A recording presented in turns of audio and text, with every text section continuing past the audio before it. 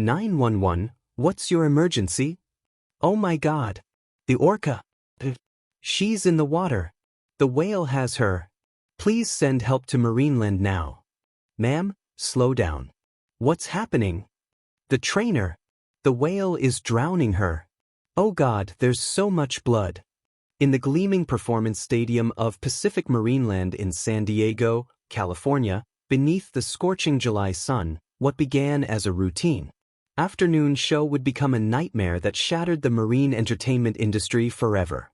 The pristine blue waters that had delighted millions of visitors would soon turn crimson, witnessed by 2,500 horrified spectators who came expecting wonder but left with trauma that would haunt them for life. Emma Thompson was 28 years old, a rising star in the world of marine mammal training whose infectious smile and graceful movements in the water had made her the park's most beloved performer. She had no idea that her special bond with Candu, the 22-foot, 6,000-pound orca she'd worked with for 3 years, was about to betray her in the most violent way imaginable. This is Emma Thompson's story. A story of misplaced trust, corporate negligence, and the moment when humanity's arrogance in capturing the ocean's apex predators came crashing down in front of thousands of screaming families. What you're about to witness isn't just the tragic death of a young woman. It's the day the world finally understood that keeping killer whales in concrete pools was never entertainment. It was a ticking time bomb. You're watching The Dark Side of Nature, where we bring you the most shocking real-life animal encounters that changed history. If this story grips you, make sure to subscribe and hit the bell icon, because what you're about to witness will change how you see marine parks forever. This isn't just another tragedy. This is the story they tried to bury, the footage they fought to suppress, and the truth about what really happens when we force 6,000 pounds of ocean predator to perform tricks for fish. Emma Thompson walked into that stadium on July 15, 2019, wearing her signature wetsuit with the pink trim, waving to the crowd like she had done 1,000 times before. She blew kisses to the children in the front row, completely unaware that in exactly 23 minutes, those same children would be screaming as they watched her disappear beneath the surface, pulled down by the very creature she claimed to love more than anything in the world. The creature that park officials swore was completely safe and gentle as a dolphin. They lied. And Emma Thompson paid the ultimate price for believing them. The daughter of marine biologists, Emma Thompson wasn't just another trainer who stumbled into working with killer whales. She was born for this, or so everyone believed. Growing up in the coastal town of Monterey Bay, California, Emma spent her childhood in tide pools and research vessels, absorbing her parents' passion for ocean life like a sponge absorbs seawater. Her mother, Dr. Sarah Thompson, was a renowned cetacean researcher who had spent decades studying wild orcas in the Pacific Northwest. Her father, Michael Thompson, was a marine photographer whose stunning images of breaching whales graced the covers of National Geographic. They raised Emma to respect the ocean, to understand its creatures, to approach them with scientific curiosity rather than fear. But somewhere between the research papers and the photographs, young Emma developed something her parents hadn't anticipated: an almost mystical belief that she could communicate with these creatures on a level beyond science. At age 7, during a whale-watching expedition, she stood at the bow of the boat as a pod of orcas swam alongside, and she swore to her mother that one of them had looked directly at her, that they had shared a moment of understanding. Dr. Sarah Thompson, the scientist, gently explained about anthropomorphism and projection. But Emma, the dreamer, knew what she had felt. Her childhood friends remember Emma as the girl who could spend hours at the Monterey Bay Aquarium, nose pressed against the glass, watching the sea otters and jellyfish with an intensity that bordered on obsession. She didn't just watch them, recalls childhood friend Jessica Martinez, who knew Emma for 20 years. She studied them like she was trying to decode some secret language. Even at 10 years old, she'd tell us things like, "See how that otter is floating? He's anxious about something." And damn if she wasn't usually right. By high school, Emma's path seemed predetermined. While her classmates stressed over college applications, Emma had already been accepted to UC San Diego's prestigious marine biology program. She graduated high school as valedictorian, her speech themed around humanity's responsibility to protect ocean life. Her parents sat in the front row, beaming with pride, never imagining that their daughter's passion would eventually lead her away from research and into the performance pools of marine entertainment.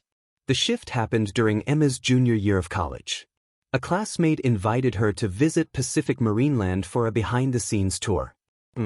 Went reluctantly. Her mother had instilled in her a healthy skepticism about keeping cetaceans in captivity. But when she saw Candu for the first time, something changed. The massive female orca was floating alone in the back pools, away from the show stadium, and when Emma approached the edge, Candu swam over immediately. It was like she recognized me, Emma would later tell friends. Like she'd been waiting for me. Emma began volunteering at Marineland every weekend, driving 2 hours each way from her campus. She'd arrive before dawn to help with the morning feeds and stay until the park closed, observing every nuance of the orca's behavior. The senior trainers noticed her dedication, her intuitive understanding of the animal's moods, her fearlessness in the water.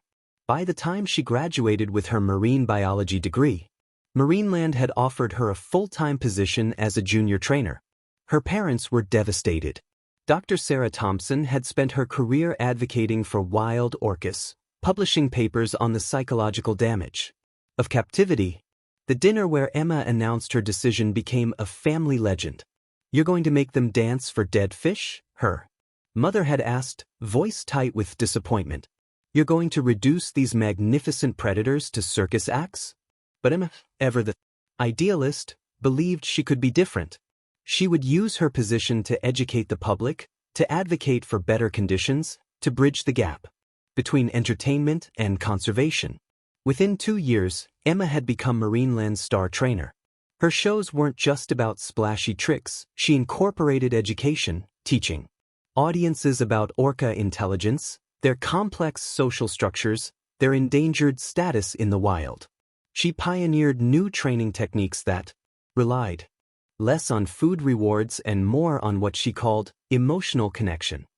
Park attendance rose 30% after Emma started leading the signature Bonds Beyond Words show with Candu. The local media adored her. The San Diego Tribune ran a front-page feature titled, "The Woman Who Speaks Whale," complete with a stunning photo of Emma riding on Candu's back, both seeming to smile at the camera. Emma gave interviews about the deep friendship she shared with Candu, how the orca would vocalize specifically for her, how they developed their own signals and games. She spoke at schools, inspiring a new generation to care about ocean conservation. She seemed to have achieved the impossible, making captivity look like companionship. But those who knew Emma best noticed troubling changes. She spent more time at the park than at home, often sleeping in the employee break room to be near the orcas. Her romantic relationships crumbled as she prioritized Candu over everything else. Her college friends barely saw her anymore. When they did meet, Emma talked obsessively about Candu's moods, interpreting every splash and vocalization as meaningful communication. She lost herself in that whale, Jessica Martinez would later reflect. It stopped being about marine biology or conservation. It became this weird, intense, one-sided love affair. She genuinely believed Candu loved her back the way a dog loves its owner. But Candu wasn't a dog. She was a 6,000-pound predator who'd been ripped from her family and forced to perform for food. Emma's parents tried one last intervention 6 months before her death. They visited her apartment, sparse, decorated only with photos of herself and Candu, and pleaded with her to return to research. Dr. Sarah Thompson brought studies about orca aggression in captivity, statistics about trainer injuries, evidence of psychological distress in captive cetaceans. Emma listened politely, then showed them videos of Candu responding to her hand signals, of the two of them swimming together in perfect synchronization. "You don't understand our bond," she told her parents. "Candu would never hurt me. She loves me." It was the last time they would see their daughter alive. Orcas are apex predators, the undisputed rulers of every ocean they inhabit. In the wild, they hunt in sophisticated coordinated pods, taking down prey as large as blue whale calves with surgical precision. Their brains are 4 times the size of human brains, with a highly developed paralimbic system that processes emotions in ways we're only beginning to understand. They pass down hunting techniques through generations, develop distinct dialects, and maintain complex matriarchal societies that would make anthropologists envious. They are not, and have never been, domesticated animals. The orca that would change Emma Thompson's life forever was known to the public as Candu, but her story began thousands of miles away from the concrete pools of Pacific Marineland. Captured off the coast of Iceland in 1997 when she was approximately 2 years old, Candu was torn from her mother's side during a brutal hunt that separated multiple calves from their family pods. Marine park representatives paid $2 million for her, viewing the young female as an investment in future breeding programs and entertainment revenue. Candu arrived at Pacific Marineland traumatized, dehydrated, and refusing to eat. For the first 3 months, trainers had to force-feed her by shoving fish down her throat. She floated listlessly in the medical pool, vocalizing constantly heartbreaking calls that whale experts would later identify as long-range contact calls, the acoustic equivalent of a child crying for its mother. The calls continued for years, though the public never heard about this. By the time Candu was introduced to park visitors, she had learned that food came from humans, that performing behaviors meant survival. She grew rapidly in captivity, reaching 22 feet in length and weighing approximately 6,000 pounds by her 24th year. To park guests, it appeared healthy and content, but marine mammal veterinarians noted concerning signs. Her dorsal fin had collapsed completely, a condition seen in all captive male orcas and many females, but virtually never in wild populations. She had worn down her teeth from chewing on the concrete pool edges, a stereotypical behavior indicating psychological distress. She was given daily antibiotics to prevent infection in her drilled teeth and antacids for the chronic ulcers that plagued most captive orcas. Emma first encountered Candu during that fateful college tour in 2016. The connection Emma felt was real, but perhaps not in the way she interpreted it. Candu had learned over 19 years of captivity that forming apparent bonds with trainers meant better treatment, more food, less isolation. She had become a master at reading human body language, anticipating what behaviors would earn rewards. When Emma approached the pool edge with the wonderstruck expression Candu had seen on 1,000 faces before, the orca performed her well-rehearsed routine, swimming over slowly, spy-hopping to make eye contact, gently accepting fish from outstretched hands. For 3 years, Emma and Candu developed what appeared to be an extraordinary relationship. Emma spent up to 12 hours a day with the orca, far exceeding recommended interaction limits. She swam with Candu during training sessions, rode on her back during shows, even developed a series of games they would play during downtime. Emma would hide fish in enrichment toys, and Candu would problem-solve to retrieve them. They practiced synchronized swimming routines that went beyond the standard show repertoire. Emma taught Candu to paint with brushes, creating abstract art that the park sold for charity. To audiences, it looked like interspecies harmony. Emma would stand on Candu's rostrum as the orca lifted her 20 feet into the air. She would grip Candu's pectoral fins as they glided through the water together. During the emotional climax of each show, Emma would float on her back, while Candu gently nudged her around the pool, appearing to cradle her human companion. The crowd would gasp at the trust displayed, the apparent tenderness between woman and whale. But experts were increasingly concerned about what they observed. Dr. Jeffrey Vontra, a former SeaWorld trainer turned orca advocate, visited Pacific Marineland in early 2019 and watched Emma's interactions with growing alarm. The boundary dissolution was complete, he would later testify. Emma wasn't treating Candu as a wild animal anymore. She was projecting human emotions and motivations onto a frustrated predator. She would kiss Candu's rostrum, whisper to her, stroke her eye patches for minutes at a time.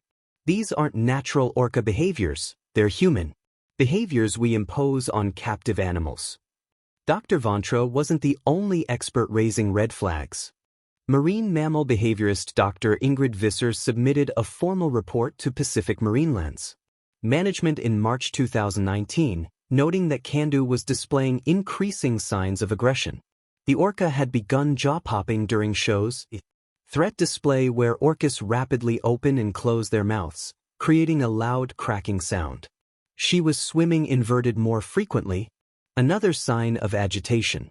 Most concerningly, she had started splitting her performances, completing tricks perfectly during some shows while refusing commands during others, a pattern often seen before serious incidents. Park management dismissed these concerns. Candu was their star performer, and Emma's shows with her were selling out every performance. The Bonds Beyond Words show had become Marineland's signature attraction, featured in commercials and promotional materials. Families drove from across the state to witness the magical connection between Emma and Candu. The park's social media accounts, managed by Emma herself, posted daily videos of their interactions, garnering millions of views and thousands of comments about true love between species. But behind the scenes, other trainers were growing nervous. Senior trainer Mark Rodriguez, who had worked at the park for 15 years, noticed that Candu's behavior toward Emma was becoming possessive. Candu would get agitated when Emma worked with other animals, Rodriguez later revealed. She'd slap her tail repeatedly, vocalize loudly, sometimes refuse to perform unless Emma returned to her pool. We'd never seen anything like it. It wasn't affection, it was ownership. The situation escalated further when Marineland brought in a young male orca named Takeo in May 2019. The plan was to eventually breed Candu, adding to the park's captive population. Emma was asked to begin working with Takeo to prepare him for public shows. The first time Emma entered Takeo's pool, Candu's reaction was explosive. She slammed her massive body against the gate separating the pools, vocalizing at volumes that hurt human ears. She refused food for 2 days until Emma spent an entire shift exclusively with her. Yet Emma interpreted this as love. In her personal journal, discovered after her death, she wrote, "Candu missed me so much when I was with her. She was jealous, just like a person would be. It proves how deep our bond goes. She needs me as much as I need her." She began sneaking extra time with Candu, arriving hours before her shift to swim with the orca alone, without the safety protocols required when other trainers were present. 3 weeks before the fatal show, Candu broke protocol during a performance. As Emma stood on her rostrum for the signature high dive, Candu suddenly submerged, dropping Emma into the water unexpectedly. The audience laughed, thinking it was part of the show. Emma played it off professionally, but underwater cameras captured Candu grabbing Emma's ankle briefly before releasing it. It was a warning that went unheeded. Rodriguez filed an incident report recommending that water work with Candu be suspended pending behavioral evaluation. Park management overruled him. The 4th of July weekend was approaching, their busiest time of year. The Bonds Beyond Words show was sold out for 2 weeks straight. They couldn't afford to cancel. Emma herself argued vehemently against any restrictions, insisting that Candu had simply been playful, that their bond was stronger than ever. On July 13, 2 days before the tragedy, Candu killed a pelican that had landed in her pool. She grabbed the bird, thrashed it repeatedly, played with the corpse for hours. It was natural predator behavior, but the violence of it shocked even veteran staff. Emma cleaned up the remains herself, telling colleagues that Candu was just feeling frisky from the summer heat. She spent that entire night at the park, sleeping on the platform next to Candu's pool, singing to the orca as she had done countless times before. The next day, July 14th, Candu performed flawlessly in 3 shows. Emma posted a photo on Instagram that evening, her arms wrapped around Candu's massive head, both seeming to smile. The caption read, "Another perfect day with my best girl. Can't wait for tomorrow's show. Got something special planned." The post received 47,000 likes and hundreds of comments about their beautiful friendship. 24 hours later, the illusion would shatter completely. In the weeks leading up to July 15, 2019, the signs were everywhere for those willing to see them. Candu's behavior had shifted in subtle but significant ways that only became obvious in hindsight, like cracks in a dam that seem insignificant until the moment of catastrophic failure. The Orca that had performed reliably for years was becoming increasingly unpredictable, her responses to commands delayed by seconds that stretched into uncomfortable moments of tension between trainer and animal. Emma noticed the changes but rationalized each one. When Candu began pushing her harder during their water work, using more force than necessary during routine behaviors, Emma told colleagues that the Orca was simply feeling energetic. When Candu started vocalizing in patterns no one had heard before, deep, guttural sounds that made the water vibrate, Emma interpreted it as Candu developing new ways to communicate. The bruises appearing on Emma's arms and legs from Candu's increasingly rough contact were hidden beneath her wetsuit, explained away as the normal wear and tear of working with large animals. Dr. Naomi Rose, a marine mammal scientist with the Animal Welfare Institute, made an unofficial visit to Pacific Marineland on July 8, just 1 week before the tragedy. She had been invited by a whistleblower among the training staff who was concerned about escalating safety risks. Dr. Rose observed during the afternoon show chilled her to the bone. The Orca's movements were sharp, almost aggressive, she later testified. When Emma gave the signal for a bow, Candu complied but held it for several seconds longer than commanded, forcing Emma to wait in an awkward position. It was a power play. The Orca was testing boundaries, asserting control. Dr. Rose requested a meeting with park management immediately after the show. She presented her credentials, her decades of experience studying captive Orca behavior, and her urgent recommendation: suspend all water work with Candu immediately. The meeting, according to records later subpoenaed during the investigation, lasted exactly 12 minutes. Park Director James Whitfield thanked Dr. Rose for her input, but explained that their own animal behaviorists saw no cause for concern. He cited Emma's exceptional rapport with Candu and the Orcas. Perfect safety record, over 3 years of performances. What Whitfield didn't mention was the increasing pressure from corporate headquarters. Pacific Marineland was facing fierce competition from other Southern California attractions. Attendance had been declining industry-wide as public opinion shifted against cetacean captivity. The Bonds Beyond Words show was their lifeline, the one attraction that consistently sold out, that brought visitors back season after season. Corporate emails later revealed that executives had explicitly stated any reduction in Emma's water work with Candu would be financially catastrophic for the park's quarterly projections. Emma's colleagues began speaking up more forcefully. Mark Rodriguez, the senior trainer, called a staff meeting on July 10 without management present. 7 trainers attended, discussing their growing fears about Candu's behavior. They documented specific incidents. Candu had begun stationing herself between Emma and pool exits during training sessions. She was becoming resistant to returning to the holding pools. After shows, only complying when Emma personally led her back. Most alarmingly, she had started a behavior they called targeting, fixing her gaze on Emma with an intensity that made even experienced trainers uncomfortable. The group decided to approach Emma directly. They chose Jessica Patterson, Emma's closest friend on the training team, to have the conversation. Patterson found Emma in the employee break room after the evening show on July 11, reviewing footage of her performance on her phone. But tried to be gentle, Patterson later recalled, tears streaming down her face during her deposition. I told her we were all concerned that Candu was showing classic pre-incident behaviors. Emma just smiled and said I didn't understand their connection. She showed me the footage on her phone, her and Candu doing this new synchronized spin they've been working on. She was so proud of it. Emma's response to her colleagues' concerns revealed how deeply she had fallen into what experts call anthropomorphic delusion. genuinely believed that her relationship with Candu transcended the trainer-animal dynamic. In her journal, she wrote extensively about Candu's emotions, interpreting every behavior through a human lens. Candu was sad today because the morning was cloudy, read one entry. Perked up when I sang her favorite song. Another entry described how Candu was jealous of the time Emma spent doing paperwork.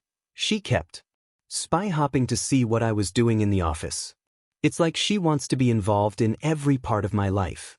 Emma's family made one final attempt at intervention. Dr. Sarah Thompson, Emma's mother, used her professional connections to compile a dossier of research on captive orca incidents. She gathered case studies of trainers who had been injured or killed by orcas they had worked with for years, highlighting how each tragedy had been preceded by similar warning signs. She drove to Emma's apartment on the evening of July 12, prepared to use every scientific argument at her disposal. The conversation deteriorated quickly. Emma accused her mother of professional jealousy, of being unable to accept that Emma had achieved something beyond academic understanding. You study them from boats with binoculars, Emma said, according to her mother's later testimony. I swim with them. I communicate with them. Candu and I have something you could never understand with your charts and data. Dr. Thompson left her daughter's apartment that night knowing she had failed. She would replay that conversation for the rest of her life, wondering what she could have said differently. Meanwhile, Candu's physiological state was deteriorating. Blood tests taken on July 9 showed elevated cortisol levels indicating chronic stress.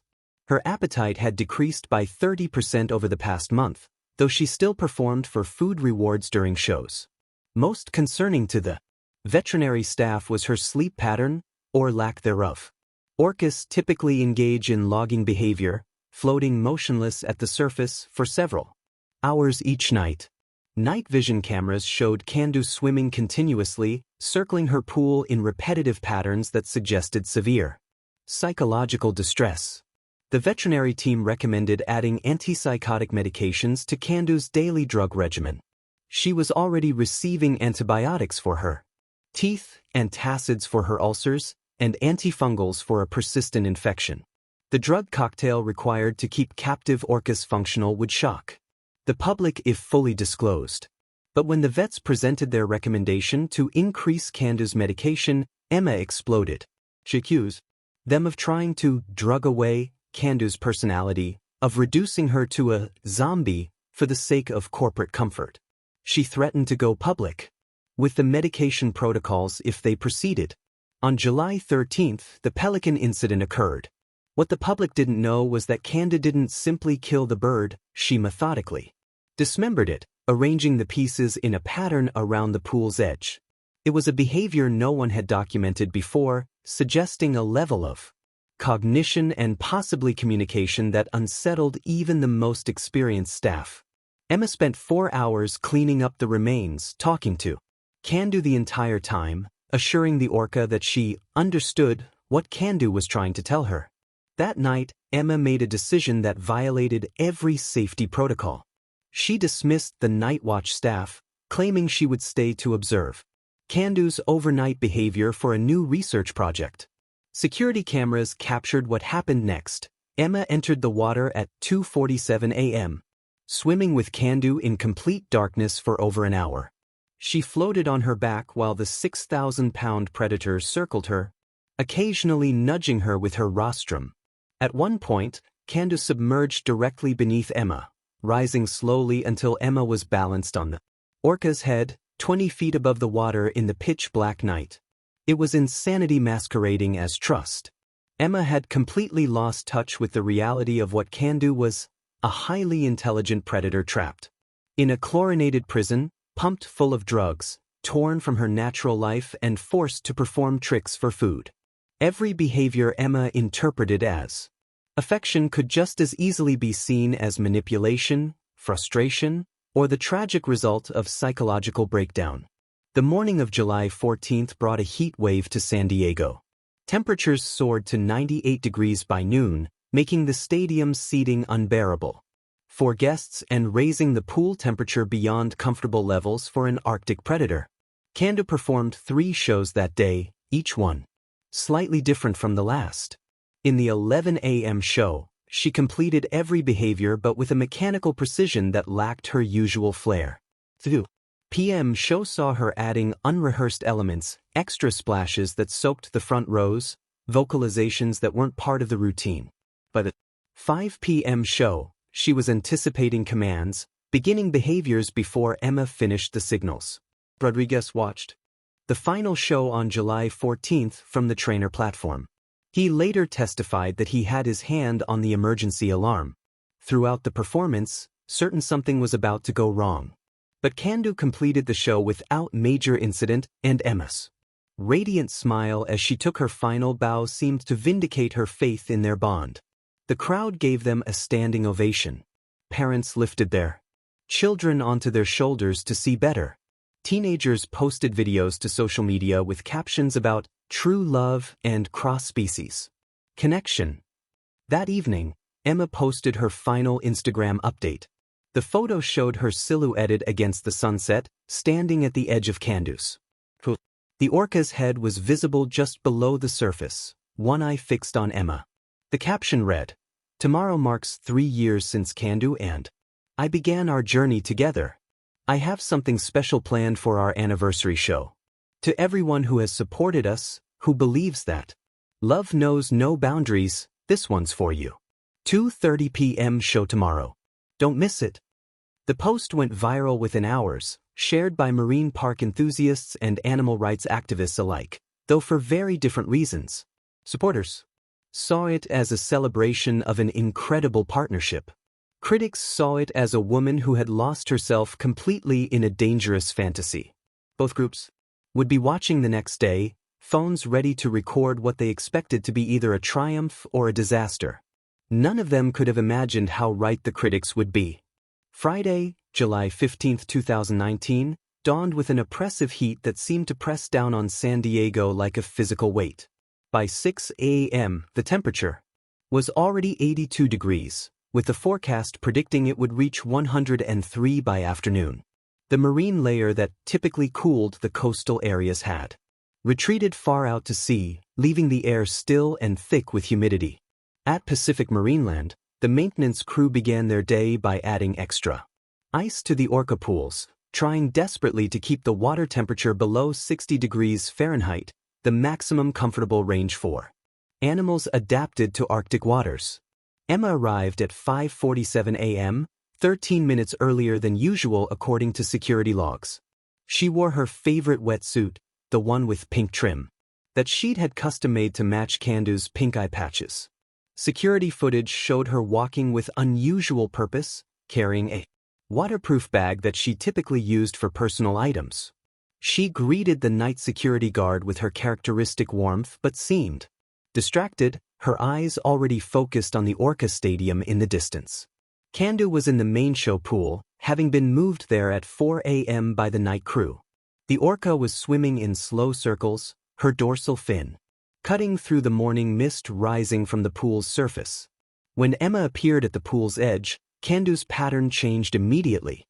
She approached the platform where Emma stood, spy-hopping to bring her massive head out of the water. Emma knelt down, placing both hands on Candu's rostrum, and for 17 seconds, they remained frozen in that position, woman and whale, face to face in the pre-dawn darkness.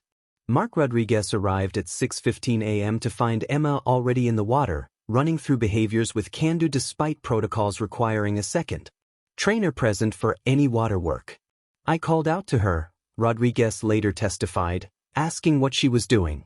She said she was just warming Candu up, that the heat was making her sluggish. But something felt different. It was intense. Focused in a way I'd never seen before. The first show was scheduled for 11 a.m., but Emma spent the entire morning with Candu, barely pausing for breaks. She ran through their complete routine 3 times, then began adding new elements, unrehearsed behaviors that pushed the boundaries of what was safe. Surveillance cameras captured Emma riding on Candu's back as the Orca swam at full speed around the pool's perimeter, a behavior that had been banned at other facilities due to the risk of trainers being thrown against pool walls. By 10 a.m., other trainers were growing concerned. Jessica Patterson approached Emma as she finally exited the pool for a break. Emma's eyes were bloodshot from the chlorine, her skin pruned from hours in the water. I asked if she was okay, Patterson recalled. She grabbed my hands and said, "Today's the day, Jess. Today everyone's going to understand." I asked what she meant, but she just smiled and said I'd see at the 2:30 show. The 11 a.m. show proceeded without major incident, though several trainers noted that Candace seemed hyper-aware of her surroundings. Completed each behavior but kept one eye on Emma constantly, even when other trainers were giving commands. The crowd, seeking refuge from the brutal heat in the shaded stadium, was enthusiastic but smaller than usual, about 1,500 people instead of the typical weekend capacity of 2,500. Between shows, Emma refused to leave Candace's side. She ate her lunch on the platform, occasionally tossing pieces of her sandwich into the pool. A violation of strict dietary protocols. When veterinary staff arrived for Candace's midday medication, Emma intercepted them. "She doesn't need it today," she insisted. "She's perfect. Look at her. Have you ever seen her more alert?" The vets, under pressure to avoid confrontation on a show day, reluctantly agreed to delay the medication until after the 2:30 performance. The heat continued to build. By 1 p.m., the temperature had reached 101 degrees. The pool deck was so hot that trainers had to wear special shoes to avoid burning their feet. Ice machines worked overtime, but the pool temperature had risen to 61 degrees, causing visible distress to all the orcas. Candace was breathing more rapidly than normal, her exhales sharp and forceful. But when Emma entered the water at 1:45 p.m. for final preparations, Candace's demeanor shifted to what appeared to be eager anticipation. Guests began filing into the stadium for the 2:30 show around 2 p.m. Many were families with young children, seeking entertainment and air conditioning. The front rows filled with excited kids wearing plastic orca toys around their necks, purchased from the gift shop. A group of marine biology students from UCLA had driven down specifically to see Emma and Candace perform, having followed their story on social media. In the center section, a family from Phoenix was celebrating their daughter's 7th birthday. She wore a special birthday princess button and clutched a stuffed orca named Candy after her favorite performer. At 2:15 p.m., Emma emerged from the backstage area for her final preparations. Witnesses noted that she seemed to glow with an inner energy, smiling and waving to early arrivals with unusual enthusiasm. She stopped to take photos with several children, kneeling down to their level and asking about their favorite marine animals. To everyone watching, she appeared to be in the best spirits they'd ever seen her. But Mark Rodriguez, watching from the trainer platform, noticed something troubling. Emma was wearing a new piece of jewelry, a silver pendant shaped like an orca. This violated safety protocols that prohibited any jewelry during water work. When he called out to remind her, she simply touched the pendant and smiled, shaking her head. "It's for luck," she called back, loud enough for nearby guests to hear and laugh. At 2:20 p.m., the announcer's voice boomed across the stadium, welcoming guests to the special presentation of Bonds Beyond Words. The opening music began to play, a haunting melody that Emma had personally selected, mixing whale songs with orchestral arrangements. The LED screens around the stadium lit up with footage of Emma and Candace's journey together, carefully edited to show their most touching moments. Candace was in the back pool, out of sight from the audience but visible to the trainers on the platform. Her behavior in those final minutes before the show was unprecedented. She was completely still, positioned vertically in the water with just her head above the surface, facing the gate that separated her from the main show pool. Her eyes were fixed on Emma with an intensity that made veteran trainer Lisa Chin step back. Involuntarily. "I've never seen anything like it," Chin later said. "It was like Candace was waiting for something. Like she knew something we didn't." At 2:25 p.m., Emma took her position on the main platform. She wore a wireless microphone, ready to narrate the show as she always did, educating the audience about orcas while demonstrating their capabilities. The temperature had reached 103 degrees. The pool water, despite constant ice additions, was now 62 degrees. The crowd was at capacity, 2,500 people packed into every available seat, with more standing in the aisles despite fire code violations. Emma raised her hand to signal the tech crew. The stadium lights dimmed. The music swelled. On the LED screens, a title appeared, 3 Years of Love, a Celebration. The crowd applauded enthusiastically. In the front row, 7-year-old Sofia Martinez, the birthday girl from Phoenix, bounced in her seat with excitement, her stuffed orca clutched to her chest. At exactly 2:30 p.m., the gate to the back pool opened. Candu exploded through the entrance with a power and speed that made the entire training staff tense simultaneously. She breached completely out of the water, all 6,000 pounds airborne, before crashing back down with a splash that drenched the first 5 rows. The crowd screamed with delight, unaware that this wasn't part of the planned opening. Emma maintained her composure perfectly, laughing into her microphone. "Well, looks like someone's excited to see you all today." The audience laughed along, charmed by what they perceived as playful spontaneity. But on the trainer platform, Rodriguez had his hand on the emergency recall signal, his heart racing. Candu had never opened a show with a full breach. It was too dangerous, too unpredictable. Emma dove into the pool with her characteristic grace, and for the first few minutes, everything seemed normal. She and Candu moved through their routine, synchronized swimming, gentle touches, Emma riding on Candu's back as the orca circled the pool. The audience was mesmerized. Children pressed against the glass walls, their faces reflecting wonder and joy. Parents snapped photos and recorded videos, capturing what they believed would be cherished memories. But those trained to read orca behaviors saw something different. Candu was performing the behaviors, but her movements were sharper than usual, her turns more abrupt.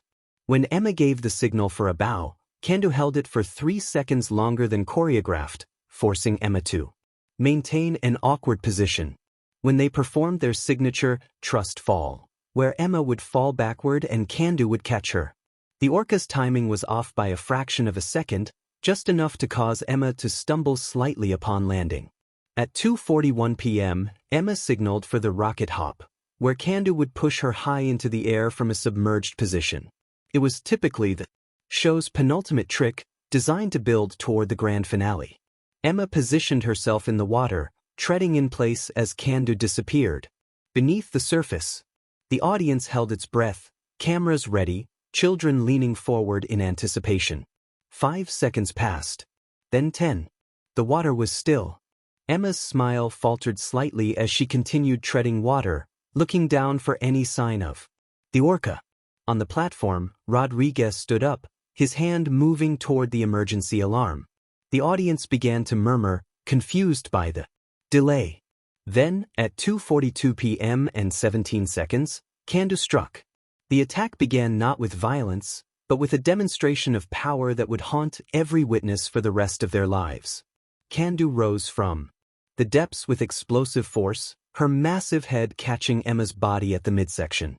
But instead of the practiced push that would launch Emma gracefully into the air, Candu clamped her jaws around Emma's torso with calculated precision, her teeth pressing through the wetsuit.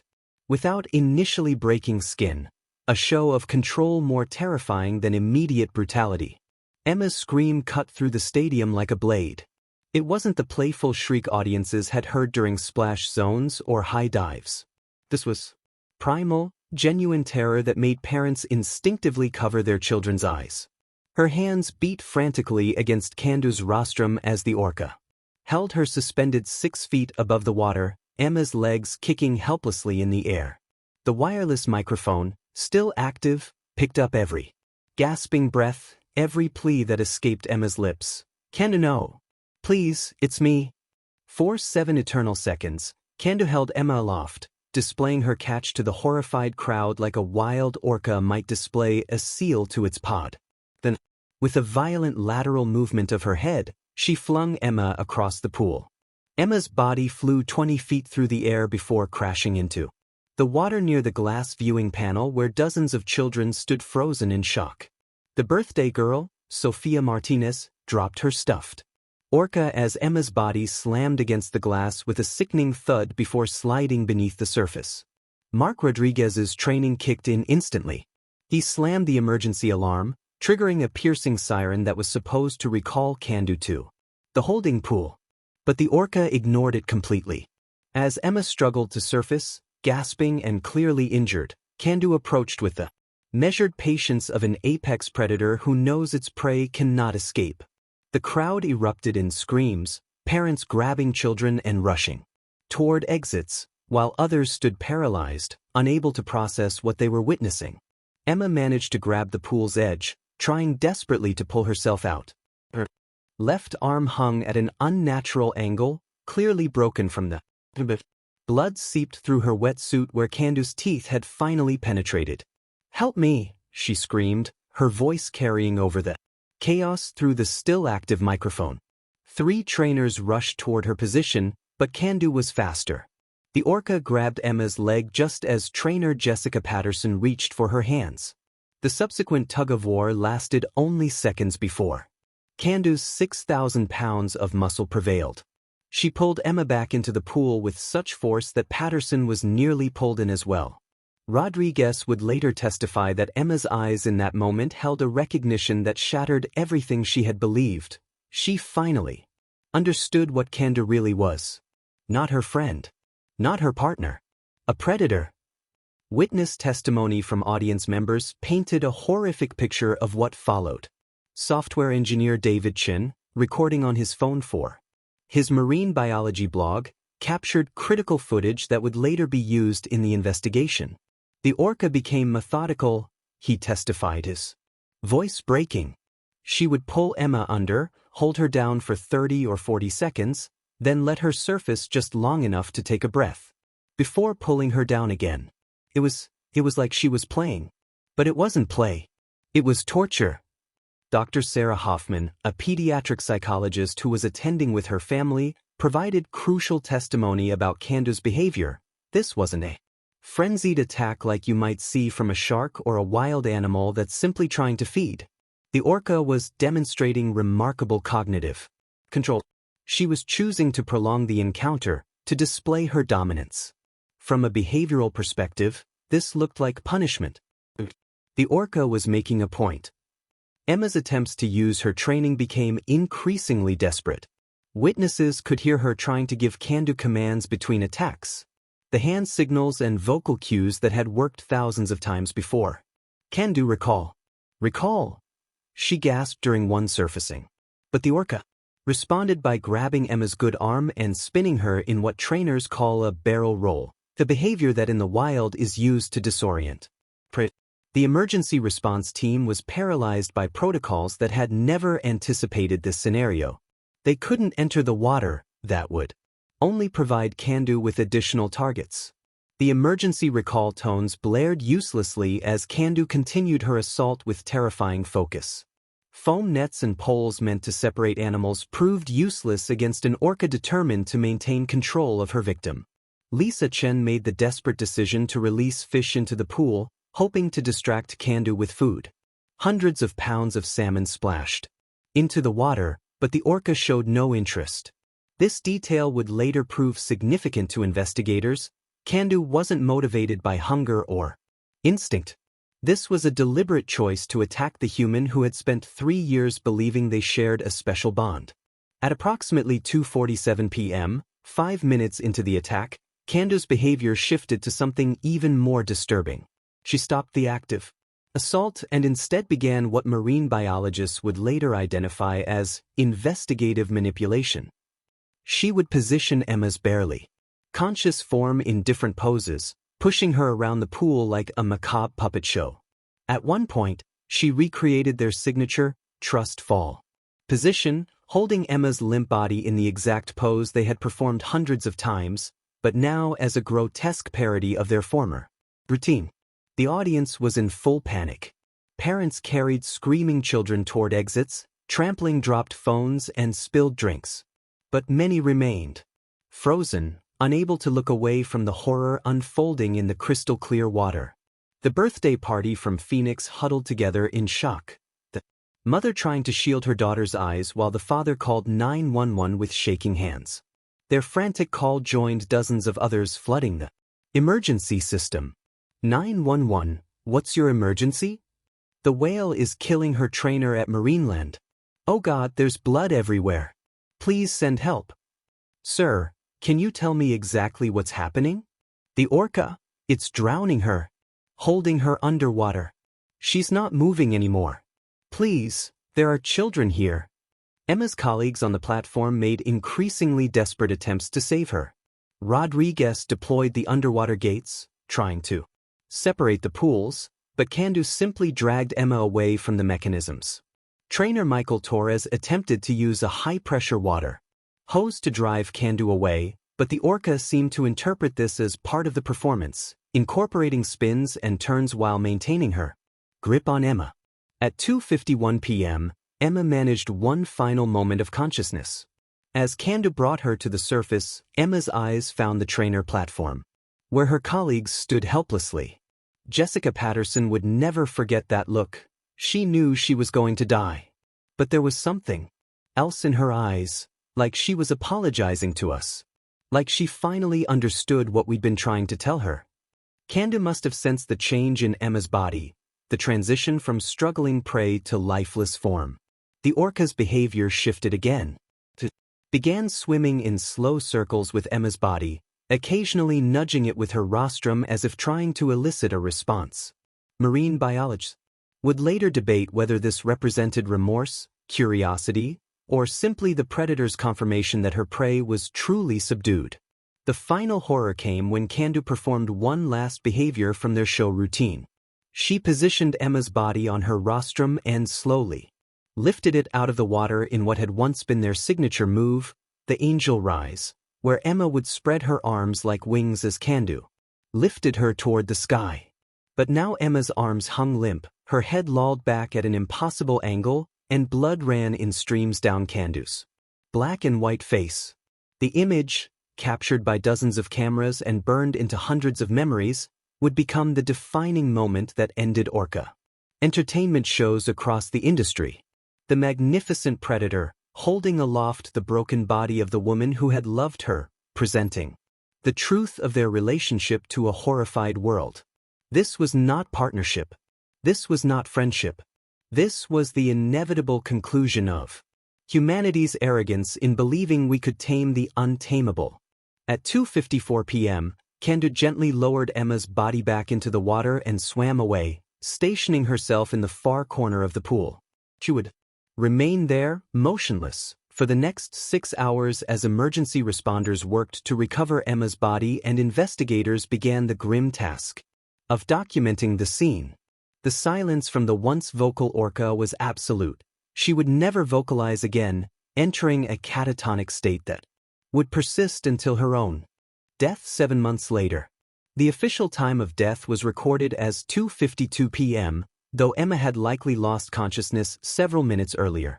The cause would be listed as drowning secondary to massive trauma, with contributing factors including multiple fractures, severe lacerations, and crush injuries to internal organs. But no medical terminology could capture the true cause of death, a fundamental misunderstanding of the relationship between human and apex predator, enabled by an industry that prioritized profit over truth. The stadium, which had echoed with screams and sirens, fell into an eerie quiet broken only by sobbing and the distant sound of approaching helicopters. In the pool, Emma Thompson's body floated face down, her pink-trimmed wetsuit a stark contrast to the crimson-tinted water. The woman who had believed love could transcend species had learned, in the most brutal way possible, that some boundaries should never be crossed. At 2:58 p.m., the first police units arrived at Pacific Marineland, their sirens adding to the cacophony of alarms still blaring throughout the facility. Officers Miguel Hernandez and Patricia Wong were the first through the gates, expecting to find a typical accident scene. Nothing in there. Combined 30 years of law enforcement had prepared them for the chaos that awaited.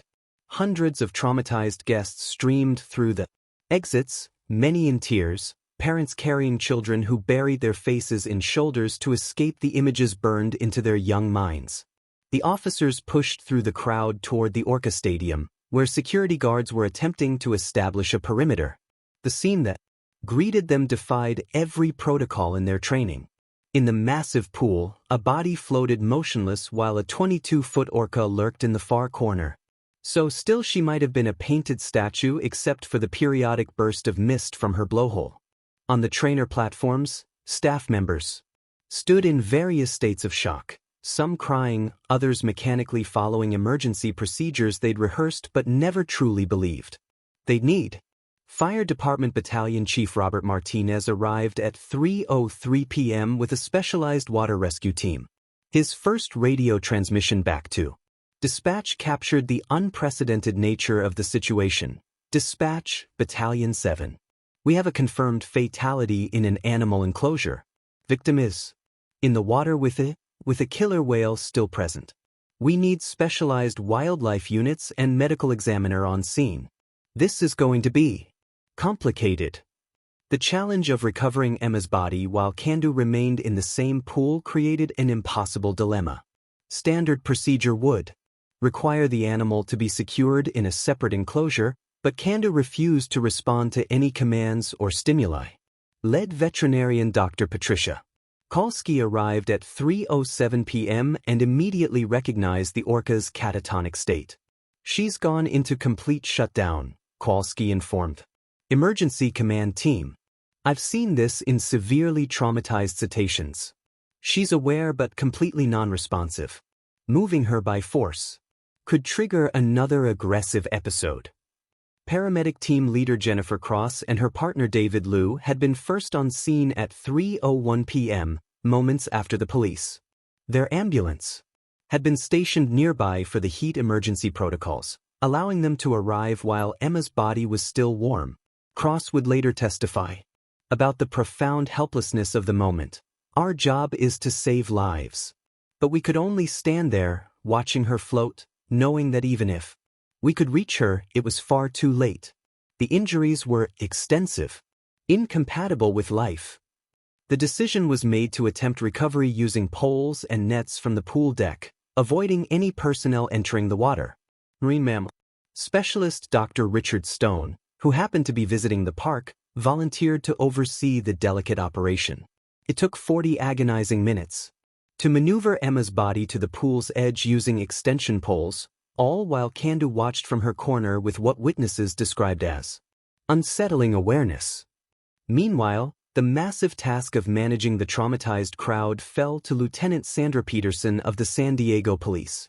Over 2,500 guests needed to be evacuated, interviewed, and provided with psychological support resources. Many were in severe shock. Emergency medical teams treated 17 people for panic attacks, 3 for injuries sustained in the stampede to exit, and 1 elderly man for chest pains that would later prove to be a mild heart attack triggered by the stress. Child psychologist Dr. Emily Watson was among the first mental health professionals to arrive, summoned by police who recognized the devastating impact on the young witnesses. There were children who had watched their hero die in the most brutal way imaginable, Dr. Watson later reported. Many were clutching orca toys, wearing orca t-shirts.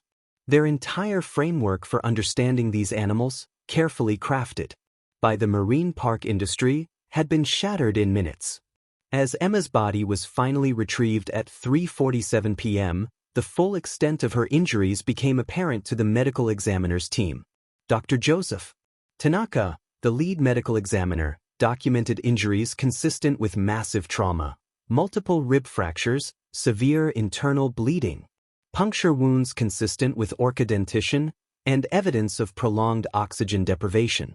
The pattern of injuries suggested a sustained attack lasting several minutes, with periods of submersion alternating with violent physical manipulation. The arrival of Emma's parents at 4:15 p.m. added another layer of anguish to the scene. Dr. Sarah Thompson and her husband Michael had been contacted by park management and rushed from their home in Monterey Bay. Police chaplain Father Antonio Rodriguez intercepted them at the entrance, trying to prepare them for what lay ahead. But nothing could have prepared a mother, especially one who had spent her career studying these magnificent predators, for the sight of her daughter's body being loaded into the medical examiner's van. She knew, Dr. Thompson whispered, collapsing against her husband. Emma knew the risks. I showed her the data, the statistics, the case studies. But she believed love was stronger than instinct. Michael Thompson, typically the emotional rock of the family, broke down completely, his photographer's eye unable to reconcile the broken form being wheeled away with the vibrant daughter who had inherited his passion for marine life. Wildlife control officers faced the immediate challenge of securing Candu. The Orca remained in her catatonic state, floating in the corner of the pool, but protocols demanded she be isolated. Captain James Fletcher of California Fish and Wildlife arrived at 3:28 p.m. to oversee the operation.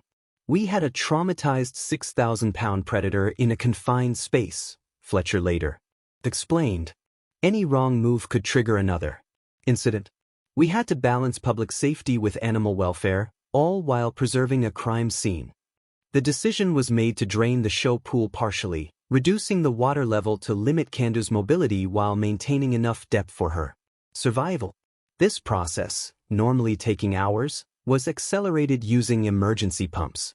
As the water level dropped, the full horror of the scene became visible, blood patterns on the pool floor indicating the underwater struggle, Emma's equipment scattered across the bottom, and Candu's own injuries becoming apparent, self-inflicted rake marks along her body where she had scraped against the pool walls during or after the news. Helicopters circled overhead, their cameras capturing the surreal scene for live broadcasts that were already sending shockwaves through the entertainment industry. Social media exploded with videos from witnesses, despite police requests to refrain from sharing graphic content. The hashtag Marineland tragedy began trending within an hour, accompanied by debates about captivity, animal rights, and corporate responsibility. By 5 p.m., a formal incident command center had been established in the park's administration building. Representatives from multiple agencies crowded around conference tables: police, fire, wildlife services, OSHA, USDA, and corporate legal teams. The questions were overwhelming. Had safety protocols failed so completely? Who bore responsibility? What should be done with Candu? How could they support the hundreds of traumatized witnesses? Detective Maria Gonzalez led the initial investigation team, recognizing this wasn't just an accident but potentially criminal negligence. We need to impound all training records, all safety protocols, all internal communications about concerns, she directed her team. This woman's colleagues tried to warn management. We need to document everything. Within hours, they had seized computers, files, and hours of surveillance footage that would reveal the systematic failures leading to Emma's death. The medical response extended beyond the immediate scene. St. Mary's Hospital opened a crisis counseling center for witnesses, staffed by trauma specialists who worked through the night. Dr. Patricia Chin, head of psychiatric services, reported, "We saw entire families in severe distress. Children who couldn't stop crying, parents grappling with guilt for exposing their kids to such trauma. The ripple effects of this tragedy will last years." As darkness fell, the park remained a crime scene. Investigators worked under floodlights, documenting every detail. The other orcas in adjacent pools vocalized continuously, haunting calls that experts interpreted as distress signals. Candu remained silent, motionless in her partially drained pool, monitored by cameras and a rotating team of marine mammal experts who debated her fate. Animal behaviorist Dr. Ken Yamamoto observed Candu throughout the night, noting her complete withdrawal. She exhibited signs consistent with severe psychological trauma. The attack appeared to have affected her as profoundly as it had her victim. Whether this represented remorse, confusion, or simply shut down from overstimulation, we may never know. But the Candu who performed in shows was gone. What remained was A broken animal who would never interact with humans again. The formal recovery operation concluded at 8:47 p.m. when the last piece of evidence was catalogued and Emma's body was released to the medical examiner's office for autopsy. But the human impact continued. Marineland staff gathered in the employee break room, sharing memories of Emma and grappling with their failure to prevent her death. Some blamed themselves for not being more forceful in their warnings. Others raged against management for prioritizing profits over safety. Mark Rodriguez, who had been closest to the attack, required sedation for acute stress reaction. "I can still hear her screaming," he told paramedics. "I can still see her eyes when she realized, when she finally understood what we'd been trying to tell her. Candu was never her friend. We all knew this day would come. We hoped we were wrong."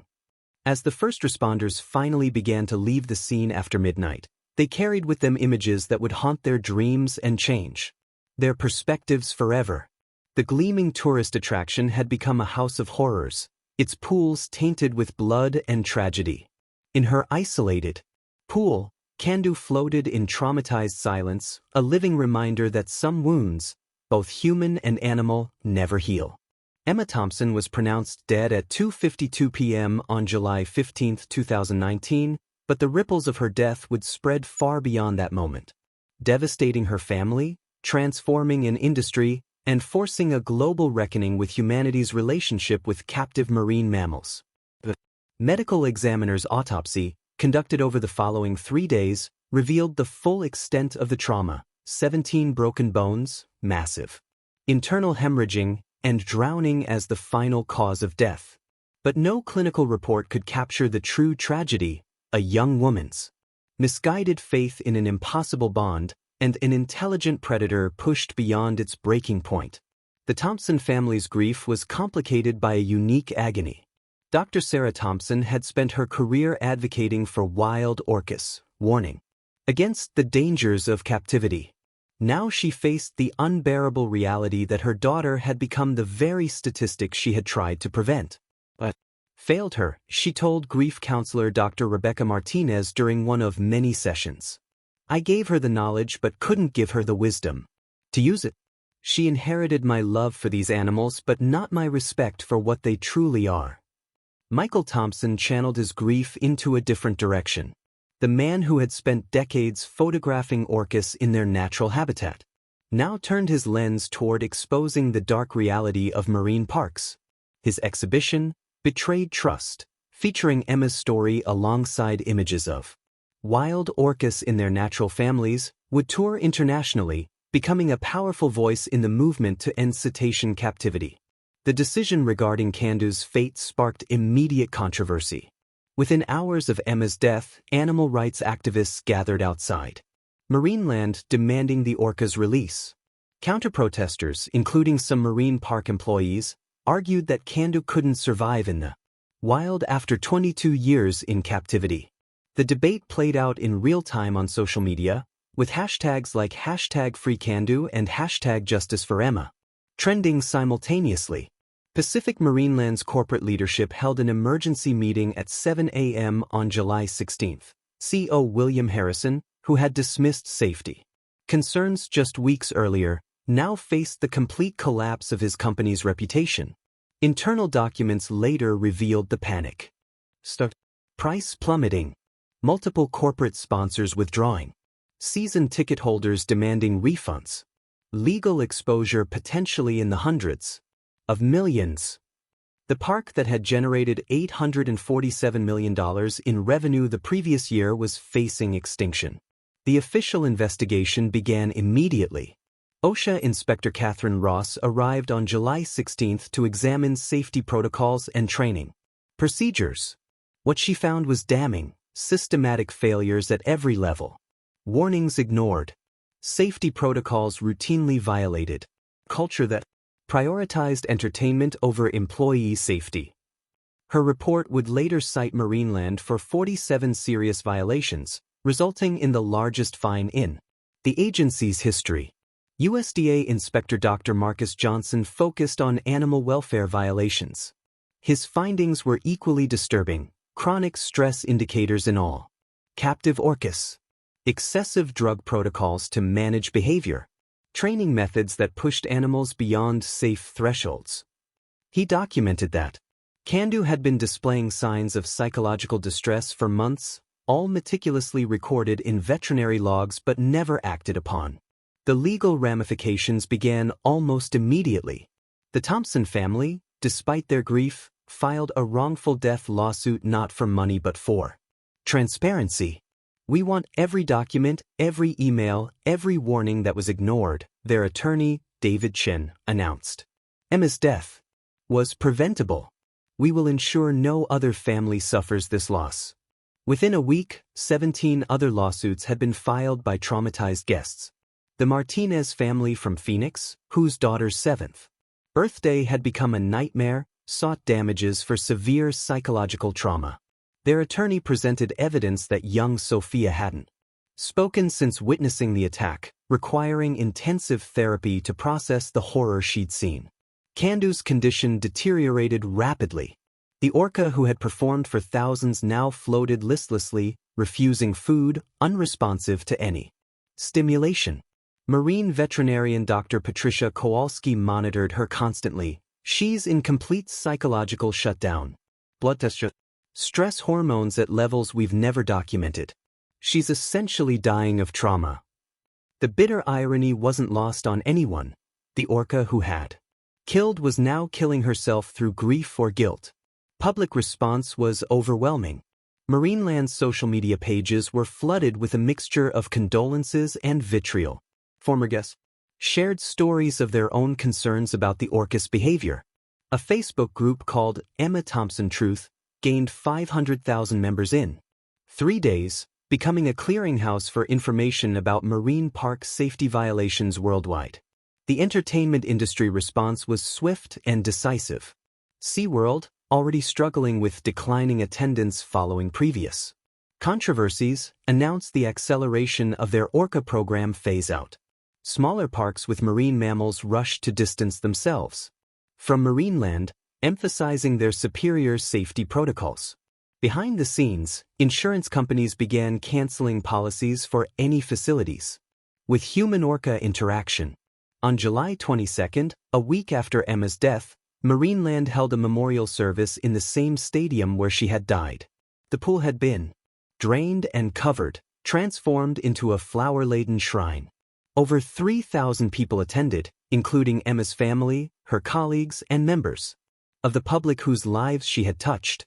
The service was punctuated by the haunting calls of the remaining orcas, their vocalizations echoing across the empty stadium. Jessica Patterson delivered a eulogy that captured the complexity of Emma's story. Emma loved with her whole heart. She believed in connection across species. She was wrong about Candu, but she was right about something bigger, that we need to care about these magnificent creatures. Just not the way she did. Not in concrete pools. Not as performers. As wild beings deserving of freedom. The corporate reckoning was swift. On July 30th, Pacific Marineland announced its permanent closure. So William Harrison resigned in disgrace. His statement notably absent of any acceptance of responsibility.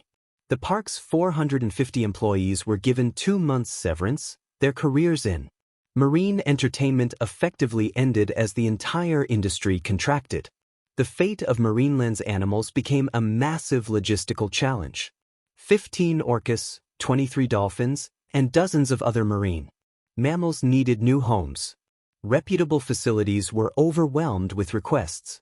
Some animals were transferred to sea pen sanctuaries for rehabilitation.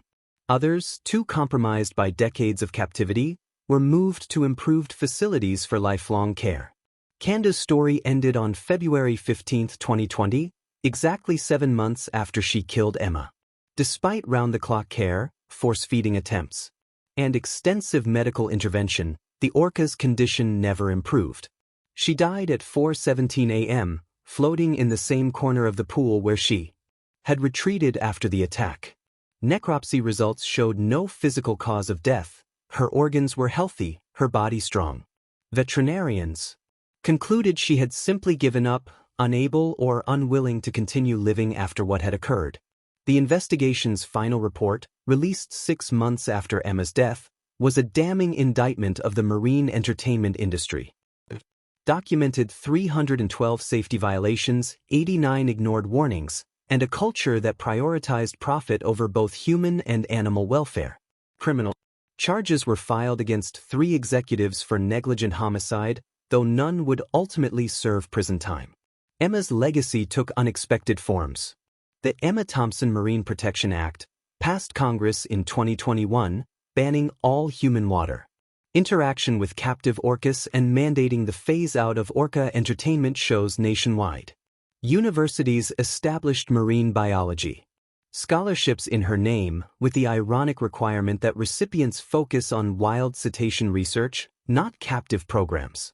Dr. Sarah Thompson became an unlikely spokesperson for the anti-captivity movement, her credentials and personal loss making her impossible to dismiss. "My daughter died believing she had a special relationship with Candu," she testified before Congress. But the only relationship was between captor and captive, performer and prisoner. Emma forgot that fundamental truth, and it killed her. The visual that haunted the public consciousness was security footage released during the trial, Emma, minutes before her death, kneeling by the pool and placing her hand on Candu's rostrum, both seeming at peace.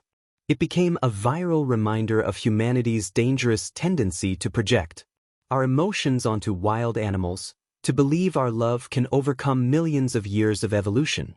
Marine parks worldwide felt the impact. Attendance plummeted 60% across all facilities with orcas. Several parks preemptively ended their orca programs. Their killer whale shows, which had generated billions in revenue over 5 decades, effectively ended with Emma Thompson's final performance. In the end, Emma's death accomplished what decades of activism hadn't. It made the price of entertainment impossible to ignore. The image of Candu holding Emma's broken body aloft became the defining moment that ended an industry. 2 lives destroyed, 2 species that should never have been forced together, united finally in tragedy. The Thompson family scattered Emma's ashes in Monterey Bay, where wild orcas still swam free. As her remains settled into the Pacific, a pod of transient orcas passed by, their dorsal fins cutting through the waves with the power and grace that Emma had loved. They didn't stop or acknowledge the humans watching from the boat. They simply continued on their ancient paths, wild and free, as they were meant to be. The tragedy at Pacific Marineland prompted an unprecedented gathering of experts from multiple disciplines, each seeking to understand how a seemingly devoted relationship between trainer and orca could end in such devastating violence. Their analysis would reveal uncomfortable truths about anthropomorphism, captivity-induced psychosis, and the dangerous mythology that marine parks had carefully cultivated for decades about the relationship between humans and apex predators. Dr. Naomi Rose, marine mammal scientist with the Animal Welfare Institute and one of the world's foremost experts on orca behavior, had warned about this exact scenario for years.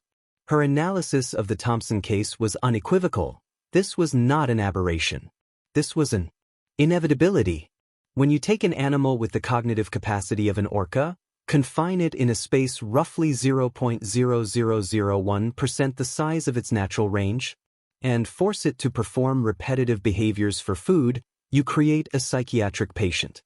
Emma Thompson died because she believed the myth that love could overcome the fundamental reality of what Candu was, a mentally broken apex predator.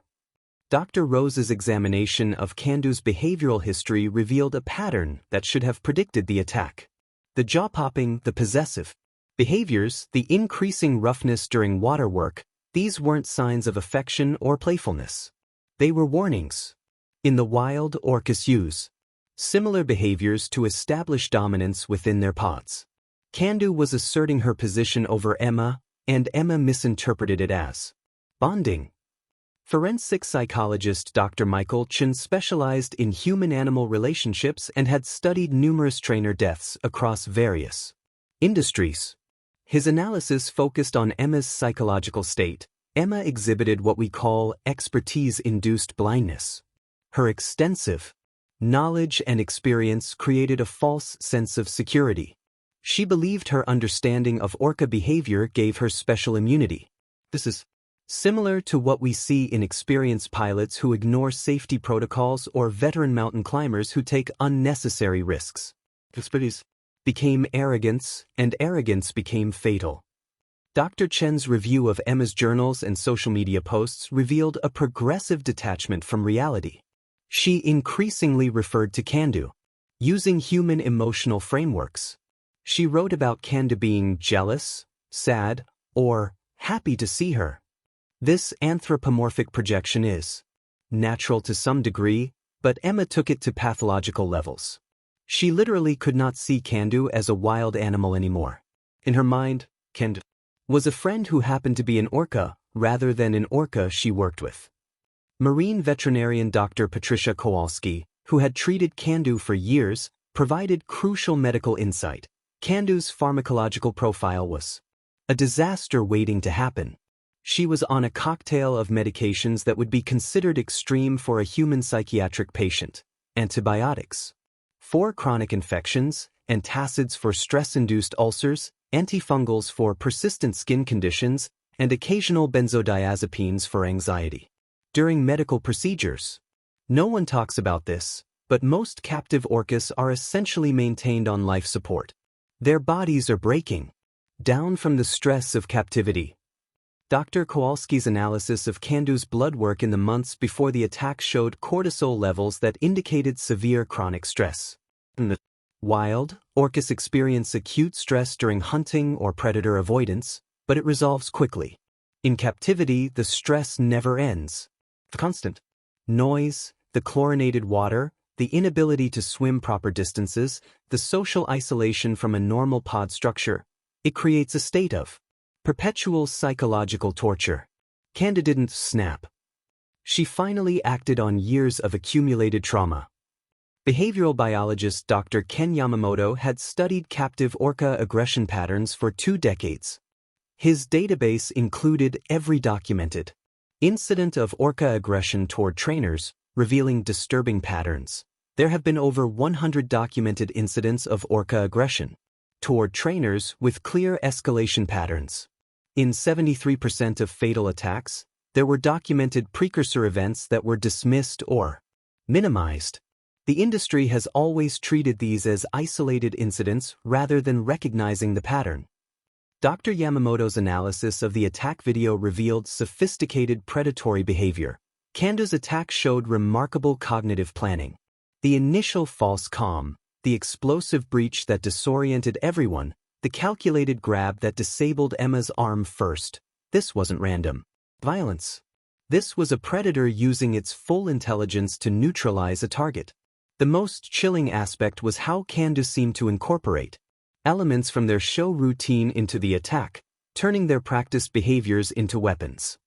Neurobiologist Dr. Lori Marino, who had conducted groundbreaking research on cetacean brain structure, explained the cognitive factors. Orcas have highly developed paralimbic systems, areas of the brain associated with emotional processing and social awareness. In captivity, these sophisticated neural systems are essentially tortured by the absence of appropriate stimuli. Imagine having the emotional capacity for complex social relationships but being limited to interactions with a handful of humans who control your food. It's a recipe for psychological breakdown. Dr. Marino's research suggested that Candu likely experienced something similar to what humans would call a psychotic break. The neurological stress of captivity can cause actual brain changes. We've seen similar patterns in humans subjected to solitary confinement or sensory deprivation. Candu may have experienced hallucinations, dissociation, or other psychiatric symptoms that we simply couldn't recognize because we can't directly communicate with orcas. Legal expert and former federal prosecutor James Wellington analyzed the corporate liability aspects. This wasn't just negligence, this was willful blindness. The documentation shows that management received no fewer than 17 formal warnings about Candu's deteriorating behavior. In the 6 months before Emma's death, they chose profits over safety, and that choice killed Emma Thompson. In any other industry, This would be considered criminal negligence. Wellington's review of internal communications revealed a culture of denial. Executives referred to safety concerns as trainer hysteria and overreaction. They had a PR strategy ready for a trainer injury but seemed to genuinely believe a death was impossible. This wasn't risk management, it was risk denial. They created an environment where Emma felt pressure to maintain the illusion of a safe, loving relationship with Candu even as warning signs multiplied. Sports psychologist Dr. Jennifer Martinez, who had worked with extreme athletes in high-risk fields, analyzed the culture among marine mammal trainers. There's a machismo culture in this field, where admitting fear or concern is seen as weakness. Trainers compete for water time with the animals, and those who show the most trust are rewarded with the best positions and shows. Emma was caught in a system that incentivized increasingly dangerous behavior while punishing caution. Dr. Martinez's interviews with former trainers revealed systemic issues. Multiple trainers told me they had experienced close calls with Candu but didn't report them because it would limit their career advancement. There's also a psychological phenomenon where trainers who've been hurt often blame themselves rather than the animal. One trainer told me, "If an orca hurts you, it's because you made a mistake, not because the orca is dangerous." This mentality enables escalation. Ethologist Dr. Richard Stone, who had observed both wild and captive orcas for 30 years, provided crucial context. In the wild, orcas have never killed a human. Not once in recorded history. But in captivity, they've killed 4 trainers and injured dozens more. This isn't coincidence. Captivity fundamentally breaks something in these animals. They become something that doesn't exist in nature, a psychologically damaged apex predator with nothing to lose. Dr. Stone's comparative analysis was damning. Wild orcas swim up to 100 miles per day, dive to depths of 1,000 feet, and live in complex matriarchal societies with sophisticated cultural traditions. Candace spent 22 years in a concrete pool, performing the same tricks thousands of times for frozen fish. The miracle isn't that she killed Emma. The miracle is that it took her so long to break. Trauma psychiatrist Dr. Patricia Williams examined the impact on witnesses. What those 2,500 people witnessed was essentially a public execution. The trauma is compounded by the fact that many were children who had been taught to love and trust these animals. We're seeing PTSD symptoms in dozens of witnesses, particularly those who were in the splash zones and saw the attack up close. Several children have developed severe phobias not just of marine life but of any large animals. Dr. Williams' research into the long-term effects predicted lasting consequences. These witnesses will carry this trauma for life. Every time they see an orca image, and they're everywhere in our culture, they'll be transported back to that moment. We've created a generation of people who will associate these magnificent animals not with wonder but with terror. It's a tragedy that extends far beyond Emma's death. The consensus among experts was clear: Emma Thompson's death was predictable, preventable, and ultimately inevitable given the systemic failures of the marine entertainment industry. Their collective analysis painted a picture of an industry built on a fundamental lie, that apex predators could be safely controlled through training and relationships. Dr. Naomi Rose summarized the tragedy with brutal clarity. Emma Thompson loved orcas, but she loved an idea of orcas that the marine park industry had sold her. She died believing in a fantasy while the reality killed her. Candu wasn't evil or malicious. She was a broken animal who finally acted on decades of psychological trauma. 2 victims, both sacrificed to the myth that we can dominate nature without consequences. The expert testimony would prove instrumental in changing laws, closing parks, and shifting public perception. But for Emma Thompson and Candu, their analysis came too late. The woman who believed love could conquer instinct and the orca who proved otherwise had already paid the ultimate price for humanity's arrogance. Emma Thompson's tragedy teaches us the most fundamental lesson about our relationship with apex predators. Love, no matter how genuine or deep, cannot override millions of years of evolution. Emma possessed every quality we admire: passion, dedication, expertise, and boundless compassion for the creatures she worked with. But her fatal mistake was believing that these human virtues could somehow transform a 6,000-pound predator into a companion. Her story serves as a permanent reminder that respecting wild animals means accepting them for what they are, not what we wish them to be. The warning signs were everywhere, documented in reports, witnessed by colleagues, and even recognized by Emma herself in moments of clarity. She later rationalized away. Kando's jaw-popping during shows wasn't playfulness, it was a threat display used by wild orcas before attacking prey. The increasing roughness during water work wasn't enthusiasm, it was an escalation of dominance behaviors. The possessiveness when Emma worked with other animals wasn't love, it was resource guarding, treating Emma as property rather than a partner. Every expert who reviewed the case identified these red flags that, had they been heeded, would have saved Emma's life. Emma's legacy lives on in ways she never could have imagined. The young woman who spent her life believing she was educating the public about orcas ultimately educated the world through her death. Marine biology programs now use her case as a mandatory study in anthropomorphism and professional boundaries. The Emma Thompson Foundation, established by her parents, has provided over $3 million in scholarships for students studying wild cetacean behavior, with the specific requirement that recipients commit to non-invasive research methods that observe orcas in their natural habitat. The policy changes triggered by Emma's death represent the most comprehensive reform of marine mammal entertainment in history. The Emma Thompson Marine Protection Act didn't just ban water work with orcas, it established strict guidelines for all human cetacean interactions in captivity. No trainer can now enter the water with any cetacean over 500 pounds. Physical contact is limited to veterinary procedures. Theatrical shows that defined places like Marineland have been replaced by educational presentations and where the animals are observed. Share it not for entertainment but for education. Share it so that no other family loses a daughter to the myth of taming the untamable. It's so that no other orca spends decades in a concrete pool being forced to perform for fish. Share it because Emma Thompson's death, as tragic as it was, can still save lives if we're willing to learn from it. Subscribe to our channel for more stories that explore the complex relationship between humans and wildlife. But more importantly, support organizations working to protect wild orcas in their natural habitat.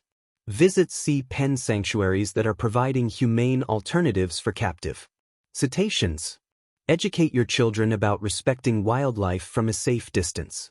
Be the generation that finally ends the exploitation of these magnificent creatures. Emma Thompson wanted to change how the world sees orcas. In death, she succeeded, just not in the way she intended. Her final performance wasn't the graceful dance she had planned but a violent reminder of what happens when we forget that wild animals belong in the wild.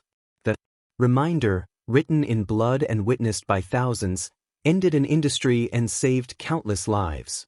Kando died 7 months after killing Emma, unable or unwilling to continue living after what she had done.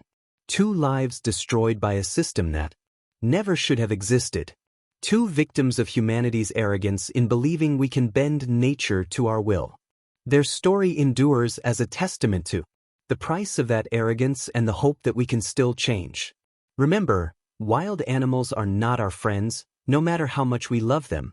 They are not performers or pets or partners. They're wild beings deserving of our respect, our protection, and most importantly, our distance.